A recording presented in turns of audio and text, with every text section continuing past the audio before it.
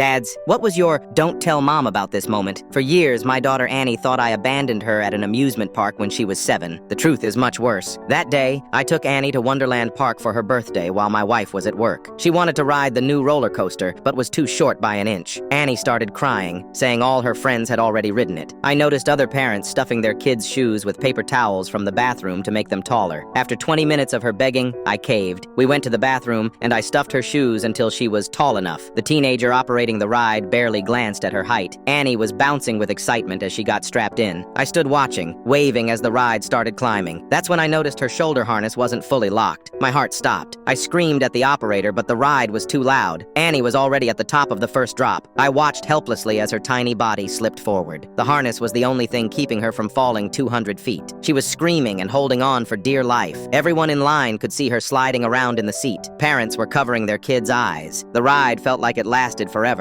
When it finally stopped, Annie was hysterical. Her legs were bruised from kicking against the seat trying to stay in. She had wet herself from fear. I carried her to the first aid station, where she just kept whimpering, "I want mommy." The nurse asked what happened. I lied and said the harness was loose, leaving out the part about stuffing her shoes. They gave her a change of clothes and documented everything. The ride got shut down for inspection. Annie was physically fine, but completely traumatized. On the drive home, she made me promise never to tell Mom. She was afraid she'd get in trouble for letting me stuff her shoes. For months after, she had nightmares about falling. She would wake up screaming, grabbing onto her bed like she was still on that ride. My wife thought it was just normal kid fears. Annie never told her what really happened. I started drinking heavily, unable to sleep without seeing Annie almost falling. The guilt was eating me alive. One night, after too many beers, I confessed everything to my wife. She was furious, said I could have killed our daughter just to avoid a tantrum. She made me tell Annie the truth. Sitting her down at 16 and admitting I was the one who put her in danger was the hardest thing I've ever done. Annie didn't speak to me for weeks, started calling me Richard instead of Dad. For her high school graduation, I wrote her a letter apologizing again, explaining how that day haunts me, how watching her almost fall destroyed me, how the sound of her screams still wakes me up at night. She wrote back saying she forgave me years ago, that therapy helped her understand I was just trying to make her happy, but she included a photo that broke me. It was her senior yearbook picture. She was wearing the necklace I bought her the day after the incident. I had forgotten about that necklace. A small silver chain with a guardian angel pendant. I got it hoping it would protect her better than I had. She said she never took it off, even after learning the truth. It reminded her that even good parents make terrible mistakes. Last month, Annie had her first child. When I visited the hospital, she handed me my grandson wearing a onesie that said, "World's Best Grandpa." Then she pulled out that same necklace and placed it around his neck. "Just promise me one thing," she said. "No roller coasters until he's tall enough." We both started crying. The necklace looked huge on his tiny chest. She hugged me and whispered, "I love you, Dad." I still can't visit amusement parks.